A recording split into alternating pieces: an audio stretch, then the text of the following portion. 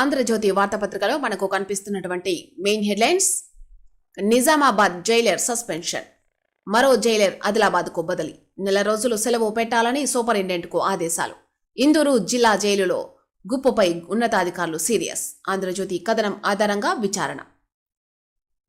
నిజామాబాద్ జిల్లా సెంట్రల్ జైలులో డ్రగ్స్ దొరికిన ఘటనపై ఉన్నతాధికారులు సీరియస్ అయ్యారు. కారాగారంలోకి మాదక ద్రవ్యాలతో పాటు ఇతర మత్తు పదార్థాలు సరఫరా అవుతున్నాయన్న ఆరోపణలపై పూర్తి స్థాయిలో విచారణ జరిపారు. వాస్తవాలు వెలుగులోకి రావడంతో ఒక జైలర్ను సస్పెండ్ చేశారు, మరో జైలర్పై బదిలీ వేటు వేశారు. దళితురాలని పెళ్లికి నిరాకరించడంతో ప్రేమ పెళ్లి అంటూ ఆమెకు దగ్గరైన ఓ డాక్టర్, ఆపై కులం పేరుతో పెళ్లికి నిరాకరణ. సిద్దిపేట మెడికల్ కళాశాలలో హౌస్ సర్జన్ పూర్తి చేసి ప్రభుత్వ జనరల్ ఆసుపత్రిలో ఇంటర్న్షిప్ చేస్తోన్న జూనియర్ డాక్టర్ లావణ్య ప్రేమ వైఫల్యమే కారణమని దర్యాప్తులో పోలీసులు గుర్తించారు. యాదగిరి దాదాగిరి, హనుమకొండలో పోలీసు వడ్డీల దందా. స్థానికంగా 4 నుంచి 5 రూపాయల వడ్డీకి అప్పులు, ముక్కుపిండి వసూలు. అప్పు తీర్చని ఓ కుటుంబంపై దౌర్జన్యం, ఇంటికి తాళం, దాడి. వడ్డీ చెల్లించడం లేదని ఓ కుటుంబంపై హెడ్ కానిస్టేబుల్ దౌర్జన్యం చేశాడు. డబ్బులు తీసుకున్న వారి ఇంటికి తాళం వేశాడు. అంతటితో ఆగక ఆ కుటుంబ సభ్యులపై దూషణలు పాల్పడ్డాడు. హనుమకొండలో సోమవారం జరిగిన ఈ ఘటన ఆలస్యంగా వెలుగులోకి వచ్చింది. సుబేదారి సిఐ రంజిత్ బాధిత కుటుంబ సభ్యులు తెలిపిన వివరాల ప్రకారం వివరాలు లోపల పేజీలో చూడొచ్చు.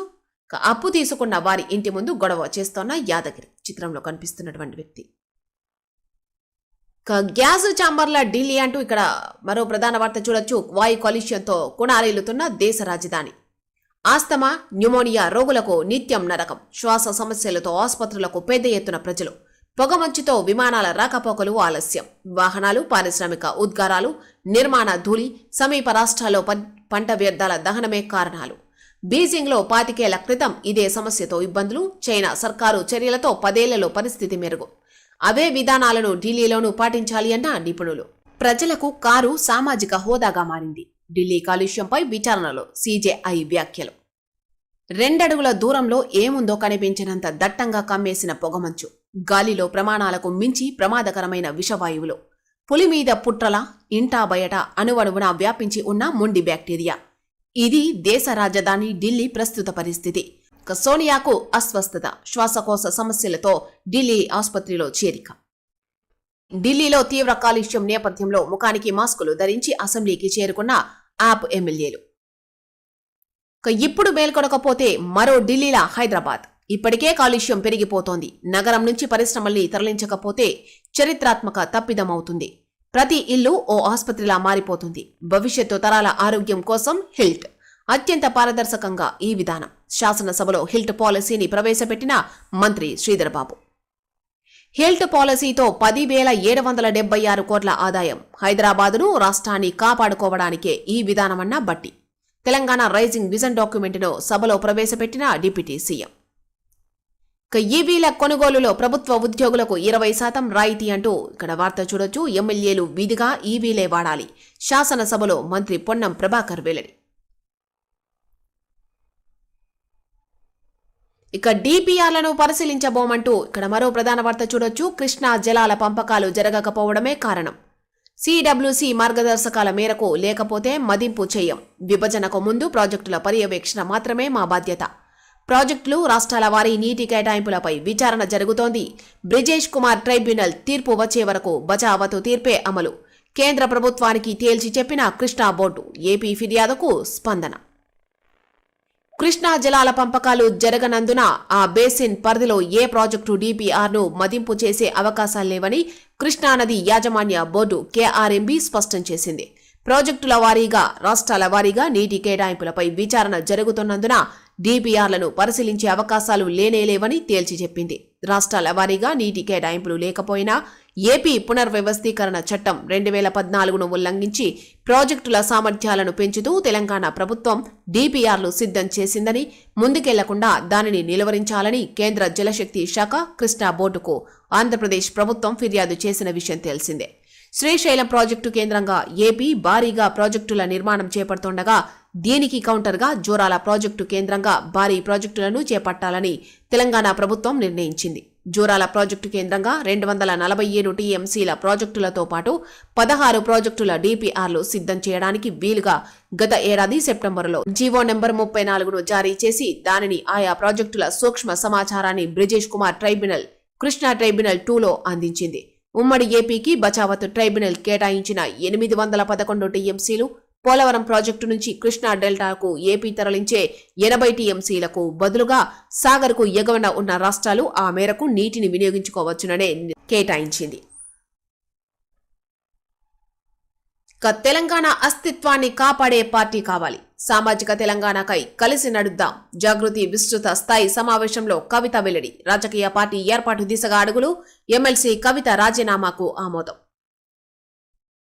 తెలంగాణ జాగృతి అధ్యక్షురాలు కల్వకుంట్ల కవిత రాజకీయ పార్టీ ఏర్పాటుకు సన్నద్దమవుతున్నారు. పార్టీ ఏర్పాటు, భవిష్యత్ కార్యాచరణను రూపొందించుకునేందుకు కమిటీల ఏర్పాటు, ప్రజా సమస్యలను గుర్తించి వాటిని పరిష్కరించే దిశగా కార్యాచరణను సిద్ధం చేసుకోవాలని భావిస్తున్నారు.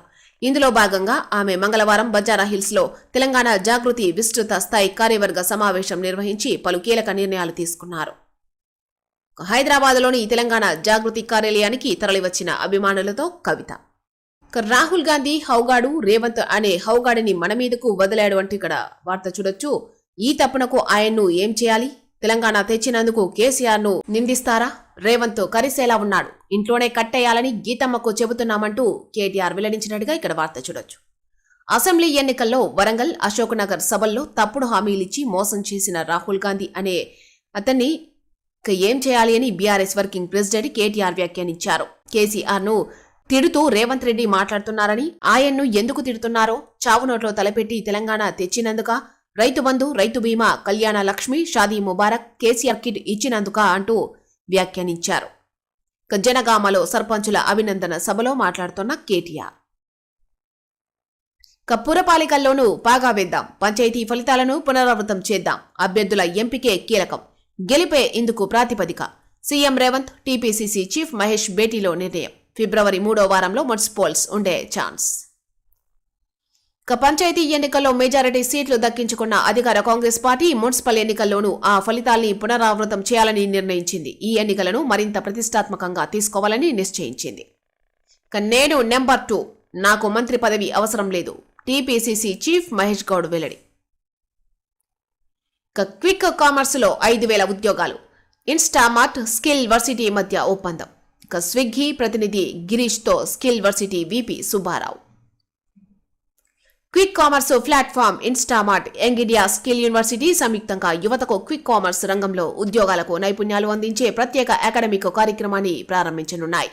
ఈ మేరకు skill varsity VC Subbarao, Swiggy limited chief human resources officer Girish Menon అవగాహన ఒప్పందంపై సంతకాలు చేశారు. ఇందులో భాగంగా 5,000 మందికి పైగా యువతకు శిక్షణ ఇస్తారు.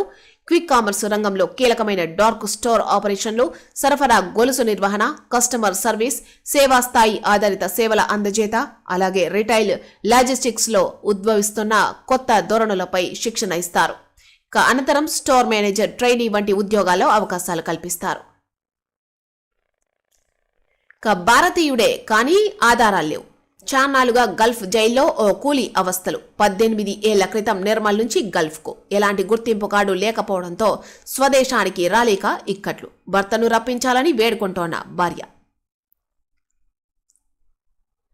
పొగిడే వారి కోసం జిల్లాలు ఏర్పాటు చేసిన కేసీఆర్. అశాస్త్రీయంగా ఉన్న కొత్త జిల్లాలు, మండలాల ఏర్పాటుపై పునఃసమీక్ష చేస్తాం. ఒకే గొడుగు కిందకు రెవెన్యూ, స్టాంప్స్, సర్వే విభాగాలు అన్న మంత్రి పొంగులేటి. నేటి పరిస్థితికి కేంద్ర కమిటీ వైఫల్యమే కారణం. సకాలంలో సరైన నిర్ణయాలు తీసుకోలేదు. గణపతి, తిరుపతి ఎక్కడున్నారో తెలియదు. నేను లొంగిపోలేదు, పోలీసులు పట్టుకున్నారు. ఆంధ్రజ్యోతితో బర్సే దేవా వెల్లడి. Falcon group MD Amardeep arrest అంటూ ఇక్కడ వార్త చూడొచ్చు. 792 కోట్ల స్కామ్ లో నిందితుడు, విదేశాలకు సొంత జెట్లో పరారి. సిఐడి లుకౌట్ నోటీసు జారీ. ముంబైలో పట్టుబడ్డ అమర్దీప్. ఐనవోలు మల్లన్న జాతరకు ఏర్పాట్లు. సంక్రాంతి నుంచి ఉగాది వరకు ఉత్సవాలు. 13 నుంచి 15 వరకు మహాజాతర. ఐనవోలు మల్లన్న జాతర ఉత్సవాలను వైభవంగా నిర్వహించేందుకు అధికారులు ఏర్పాట్లను శ్రీకారం చుట్టారు. మకర సంక్రమణంతో ప్రారంభమయ్యే జాతర ఉత్సవాలు ఉగాది వరకు కొనసాగుతాయి. స్వామివారికి దృష్టి కుంభం డిసెంబరు 16 మంగళవారం ధను సంక్రమణ నిర్వహించారు. ఈ నెల 13న మంగళవారం ఉత్సవాలు ప్రారంభమవుతాయి. ధ్వజారోహణం, నూతన వస్త్రాలంకరణం చేయనున్నారు. 14న బుధవారం భోగి పండుగ. వివిధ ప్రాంతాల నుంచి లక్షలాది మంది భక్తులు తరలివచ్చి దర్శించుకుంటారు. 15న గురువారం మకర సంక్రాంతి రోజున రాత్రి దేవుడి రథం, బండ్లు ఆలయం చుట్టూ తిరుగుతాయి. ఆయా జిల్లాల నుంచి వచ్చే భక్తులతో పాటు ఉమ్మడి జిల్లాకు చెందిన భక్తులు తరలివస్తారు. 16న శుక్రవారం కనుమ శ్రీ స్వామి వారి దర్శనం. 17న శనివారం మహాసంప్రోక్షణ క్రతువు, సమారాధన, పూజా కార్యక్రమాలు జరుగుతాయి. 23న శుక్రవారం వసంత పంచమి శ్రీ బ్రహ్మాంబిక అమ్మవారి త్రయోదశ వార్షికోత్సవాన్ని నిర్వహించనున్నారు. ఫిబ్రవరి 1 ఆదివారం ఎల్లమ్మ దేవత పండుగ జరుగుతుంది. వారాంతపు జాతర జనవరి 18 నుంచి మార్చి 18 వరకు వారాంతపు జాతరలు ప్రతి ఆది బుధవారాల్లో జరుగుతాయి. ఈ ఏడు మొత్తం 9 ఆదివారాలు, 9 బుధవారాల వారాంతపు జాతరలు జరుగును. జాతరలకు వివిధ ప్రాంతాల నుంచి లక్షలాది మంది భక్తులు వచ్చి దర్శనం చేసుకుని మొక్కులు చెల్లించుకుంటారని దేవస్థానం చైర్మన్ కమ్మగొని ప్రభాకర్ గౌడ్, ఈవో కందుల సుధాకర్, ఆలయ ఉప ప్రధాన అర్చకుడు పాతర్లపాటి రవీందర్లు వెల్లడించారు. శివరాత్రి కళ్యాణ బ్రహ్మోత్సవాలు. శివరాత్రి కళ్యాణ బ్రహ్మోత్సవాల్లో భాగంగా ఫిబ్రవరి 13 నుంచి 17 వరకు పాంచాహ్నిక దీక్షతో త్రికొండాత్మకంగా బ్రహ్మరాంబిక మల్లికార్జున స్వామివారి కళ్యాణ బ్రహ్మోత్సవాలు శైవాగమోక్తంగా వైభవంగా నిర్వహించనున్నారు. 13న శుక్రవారం సూర్య చంద్ర ప్రభవ వాహన సేవలు. 14న శనివారం అశ్వవాహన సేవ, శేషవాహన సేవ. 15న ఆదివారం మహాశివరాత్రి శివ కళ్యాణం, పెద్దపట్నం సింహవాహన సేవ. రాత్రి 7 గంటలకు శ్రీ బ్రహ్మరాంబిక మల్లికార్జున స్వామివారి కళ్యాణం జరిపెదరు. తదుపరి నుంచి నందివాహన సేవ జరుగును. 16న సోమవారం రావణ వాహన సేవ, రథోత్సవం, పురవీధి సేవ. 17న మంగళవారం పర్వత వాహన సేవ, వసంతోత్సవం, పండిత సన్మానాలు జరుగుతాయి. మార్చి 15న ఆదివారం పెద్దపట్నం కళ్యాణం. 19న గురువారం ఉగాది పండుగ పంచాంగ శ్రవణం జరుగుతుంది. మేడారం జాతరకు ప్రత్యేక బస్సు సర్వీస్ పాయింట్లు అంటూ ఇక్కడ ప్రధాన వార్త కనిపిస్తా ఉంది. ఏర్పాట్లలో నిమగ్నమైన ఆర్టీసీ అధికారులు. రాష్ట్ర వ్యాప్తంగా ప్రత్యేక రూట్ మ్యాప్ సిద్ధం. సురక్షిత ప్రయాణంపై విస్తృత ప్రచారం. మేడారం సమ్మక్క సారలమ్మ మహాజాతరకు రాష్ట్ర రోడ్డు రవాణా సంస్థ టీజీఎస్ఆర్టీసీ భారీ స్థాయిలో ఏర్పాట్లు చేస్తోంది. ప్రయాణికులకు సురక్షితమైన, సౌకర్యవంతమైన ప్రయాణం కల్పించేందుకు ఆర్టీసీ యంత్రాంగం ముందుగానే సమగ్ర కార్యాచరణ సిద్ధం చేసింది.